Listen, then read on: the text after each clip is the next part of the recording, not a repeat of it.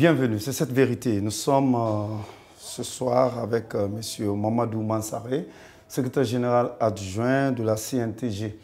C'est la principale centrale syndicale, de loin la plus ancienne.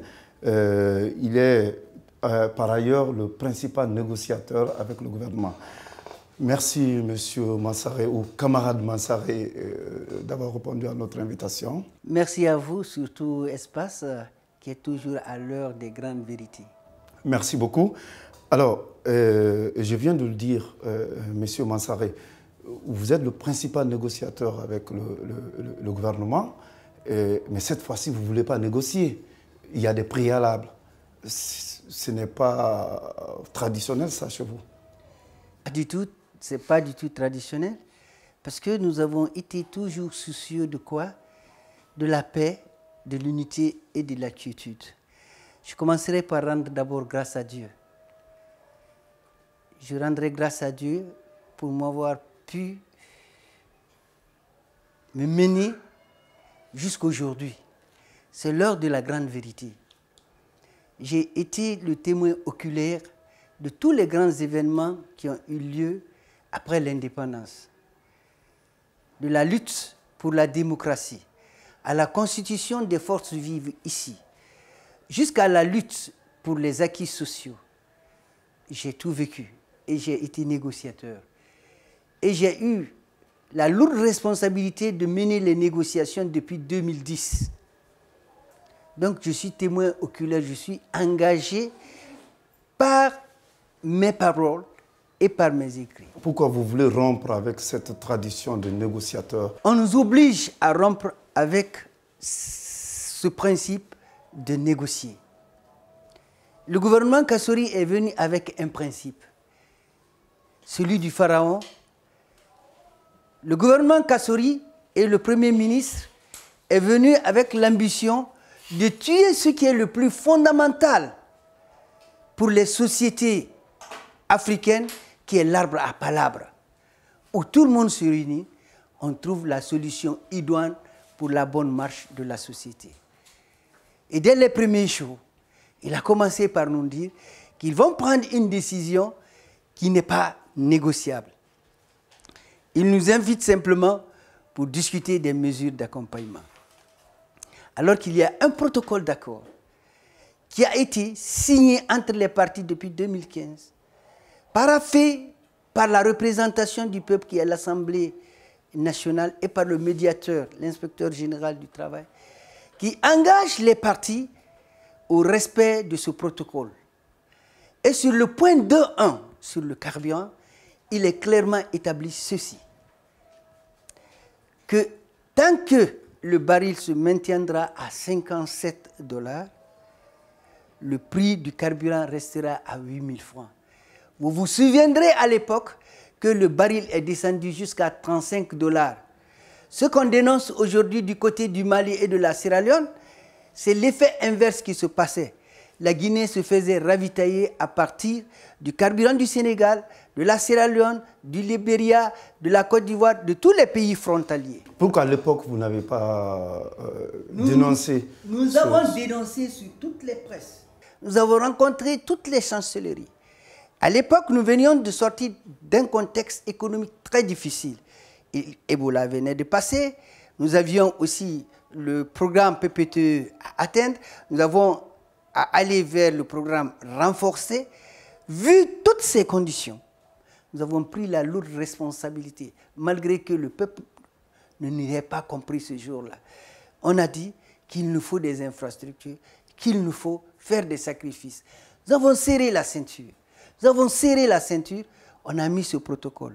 Mais à l'alinéa 2, il est clairement dit qu'en cas de baisse ou de hausse du prix du carburant, les partis devraient se retrouver pour négocier du nouveau prix à la pompe. Et mieux, avant cela, il y avait une commission paritaire et tripartite pour fixer le prix, problème de flexibilité du carburant, depuis au temps de Lansana Conté, qui a été toujours respecté. Mais avec ce gouvernement, une fois que le prix du carburant monte, on monte.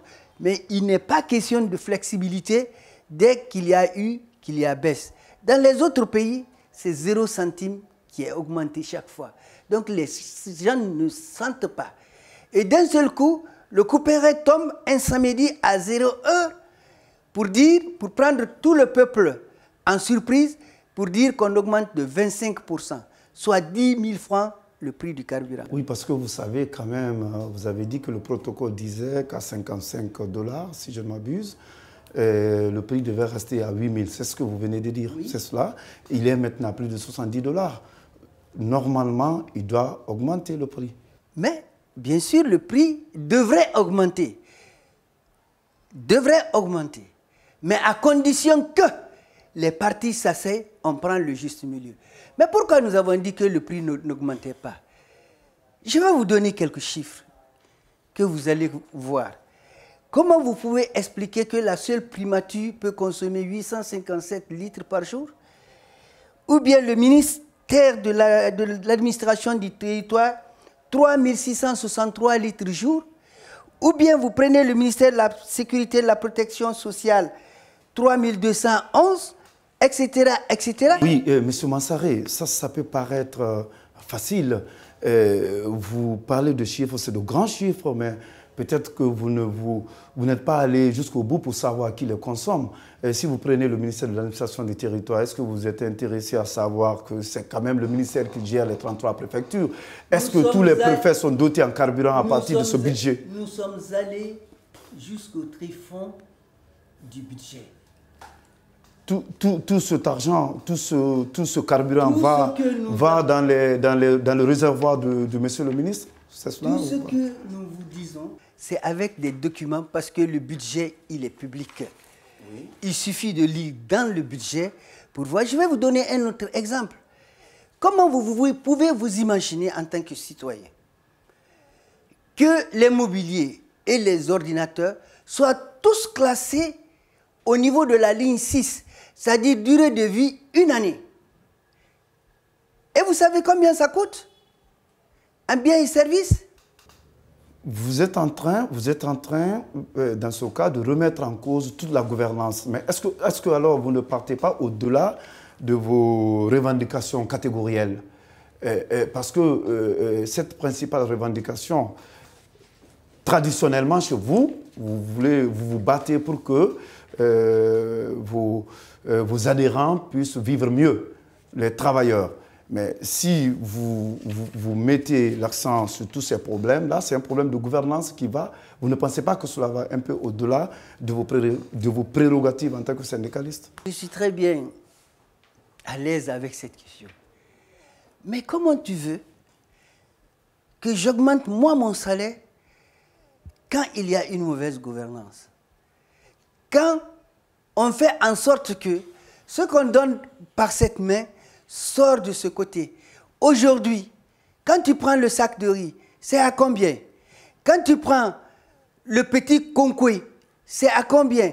Le pain, c'est à combien? Contrairement à ce que j'ai entendu, vous êtes dans le quartier, vous vivez dans le quartier. Vous savez aujourd'hui ce que coûte le loyer?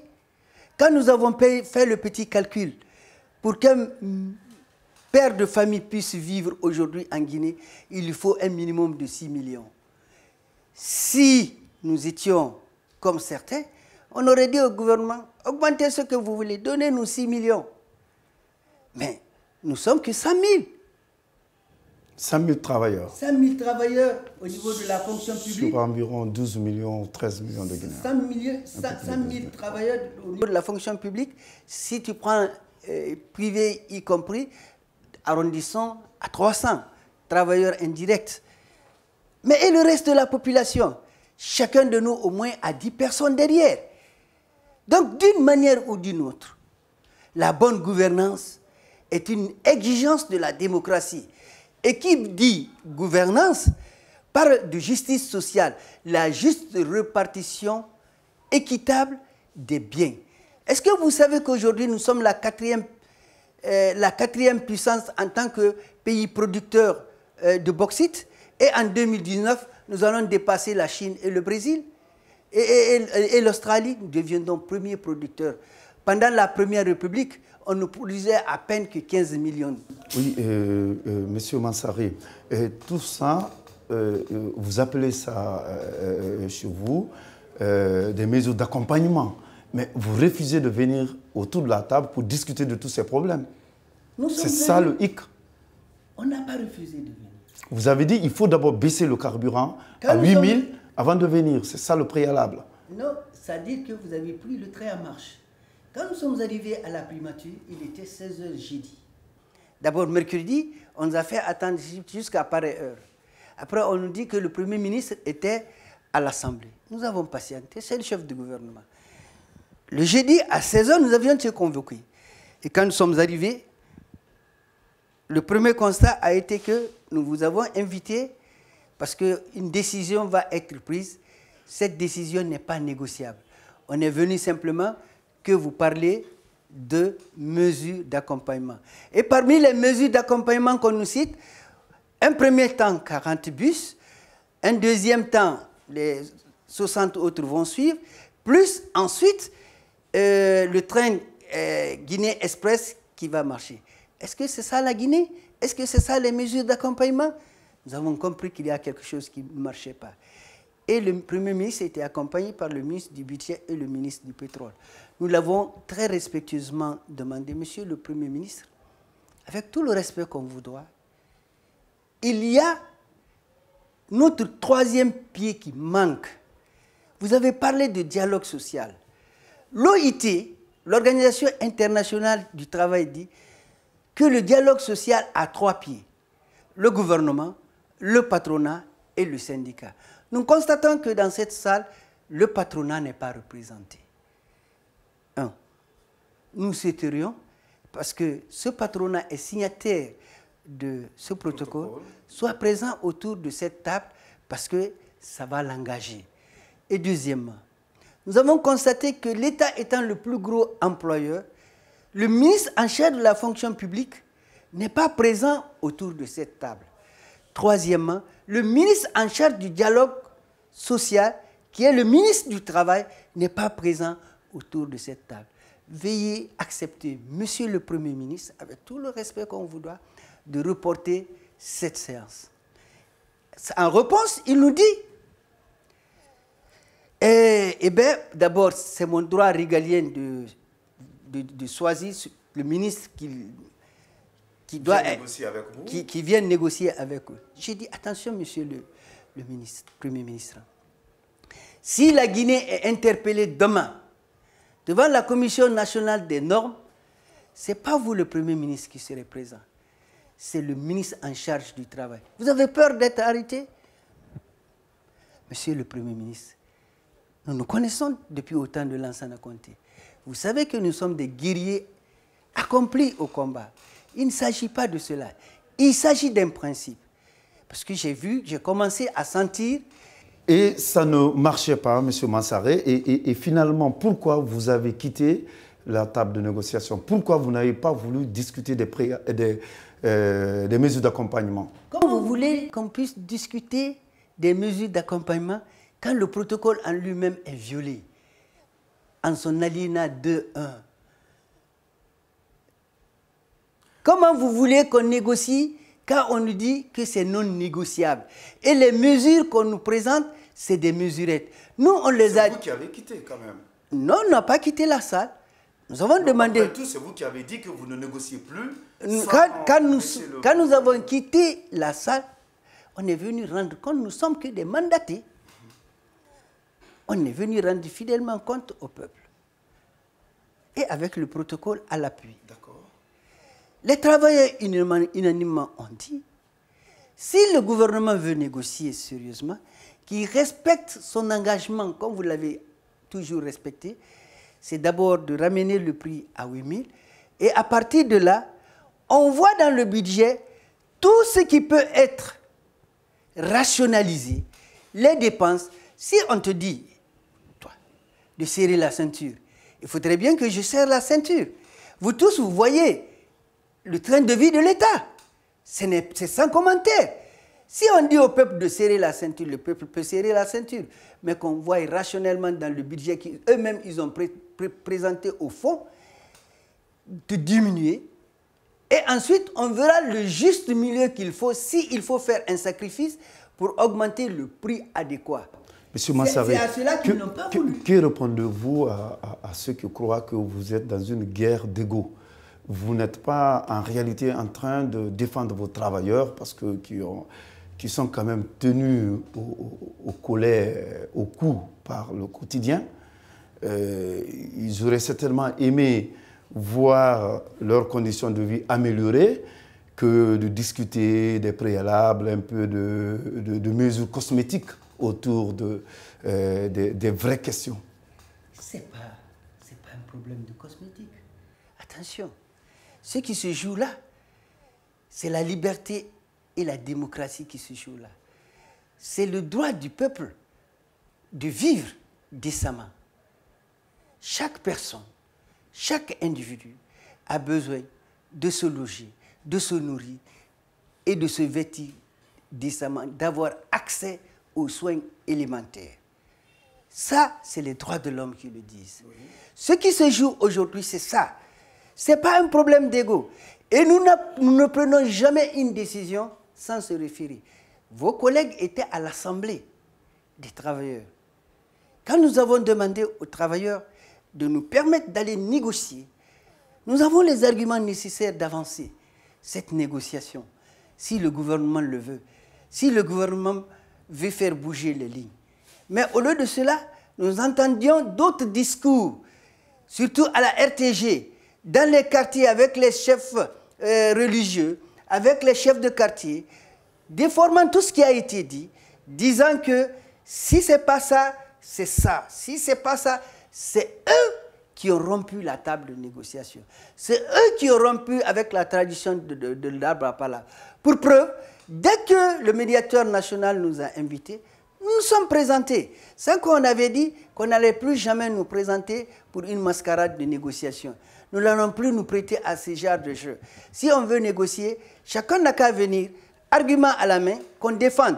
Et on a même dit, on est prêt à en débattre en public avec toute la presse pour que le peuple puisse décider. Monsieur Mansaré, vous n'avez pas peur? Vous avez été lâché aussi par quand même certaines fédérations, les transporteurs, les banquiers, les enseignants. Tout le monde vous lâche. Finalement, vous défendez qui? Quel transporteur? Oui, les transporteurs, il y a 1 ou 2 jours, on dit qu'ils ne vous suivent pas. Là, vous confondez. Suleiman Cité n'est pas un syndicaliste des transports. Le syndicat des transports s'appelle Fédération nationale des transports mécaniques généraux et assimilés. Eux, ils vous suivent? Ils nous suivent à la lettre. Et le secrétaire général, le seul problème est qu'ils sont en train de travailler. Ils peuvent vous suivre sur papier, où ils viennent vous dire des paroles qu'on vous suit, mais le transport, ça marche. Mais vous êtes... Les fameux Magbana marchent, les taxis marchent. Vous savez, vous êtes aussi à Conakry, vous êtes à l'intérieur du pays. Espace est partout. Ils savent aujourd'hui que Conakry est une ville morte. Vous le savez. Regardez un peu le port. C'est parce que j'ai regardé que je vous le dis. Regardez un peu le port. Parce que je vous le dis. Regardez, vous savez... Ce lundi matin, je suis rentré de Fria. Le transport, il marche. J'ai vu les taxis qui marchent. Mais ici aussi à Conakry. Regardez très bien. Nous avons fait exprès de faire la grève perlée pendant 2 semaines. Pour permettre à la population, non seulement de pouvoir s'approvisionner, permettre aux pères de famille de pouvoir s'approvisionner, mais sonner le coup d'alarme. Comme on l'a fait en 2005, 2006, 2007. Vous vous souviendrez qu'on est parti de 5 jours. 7 jours après, on est parti à la grève illimitée. Donc, nous avons pris tout notre temps. Nous ne sommes pas lâchés. Et même si ce que vous dites arrivait, même si ceci arrivait, comme certains aiment à le dire... Les banquiers, c'est clair, ils sont lâchés. Non, les banquiers, ça c'est une autre histoire. On dit que... Les enseignants aussi, enfin. Les enseignants, comme vous le savez, ils sont en vacances. Les enseignants, ils sont en vacances. Ils ont fait une déclaration pour dire qu'ils ne vous suivent pas. Et pourtant, le même Souma a fait une autre déclaration à la force sociale dont vous parlez. Vous l'avez écouté peut-être là-bas. La force sociale, mais pas au syndicat. Ça, c'est à lui qui sait, il est libre de son choix.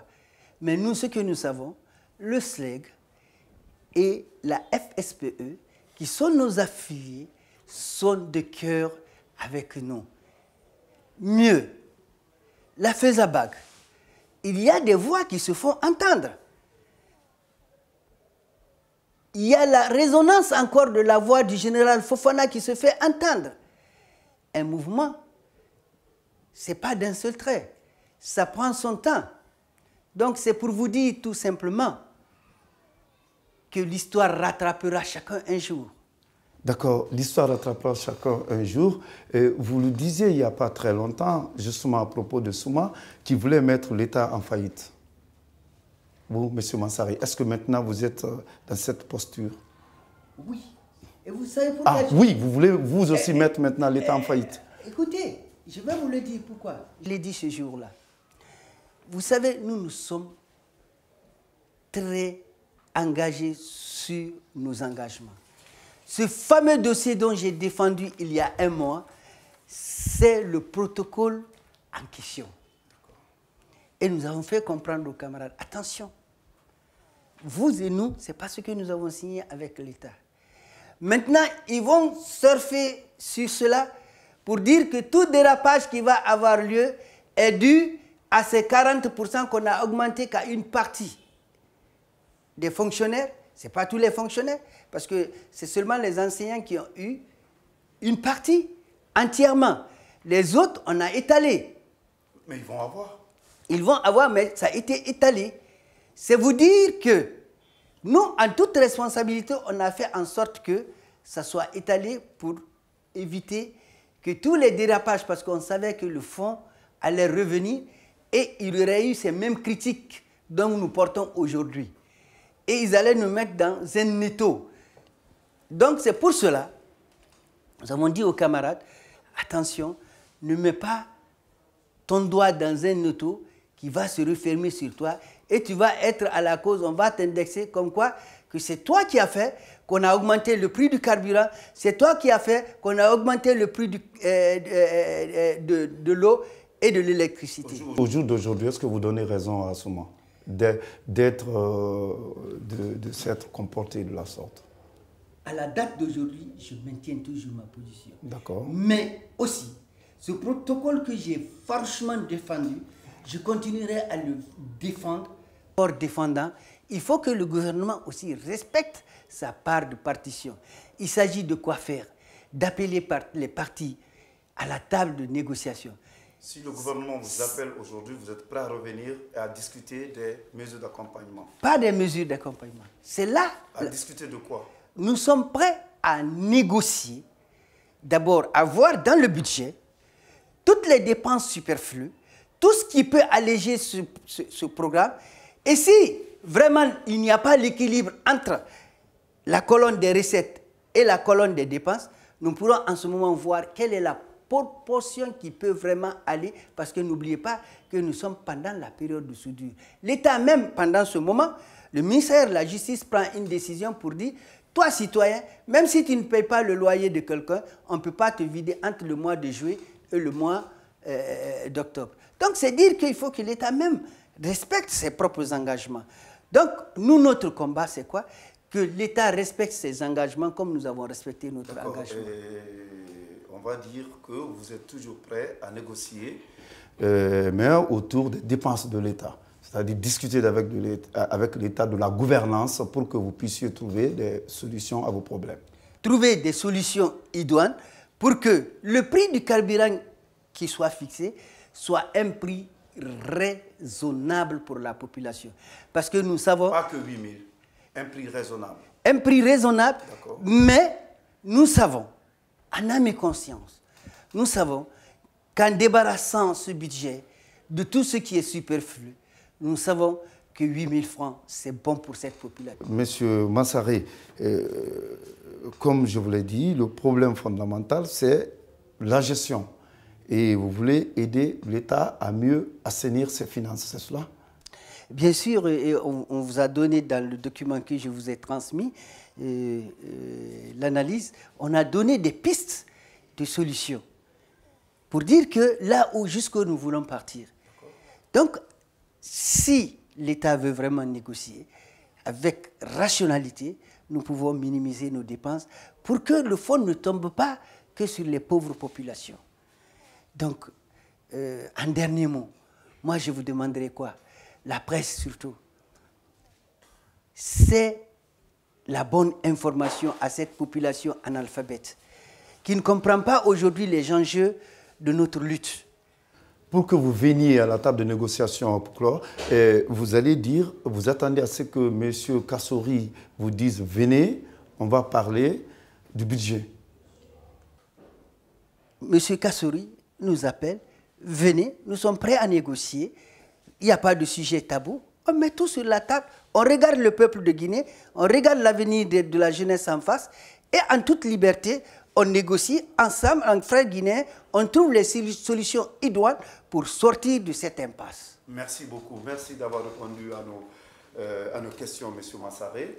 Merci à vous et à la semaine prochaine. D'ici là, je vous rappelle que cette émission est diffusée sur Espace TV, sur Guinée 7, sur Média Guinée et sur Accent Guinée. Ciao, à la semaine prochaine.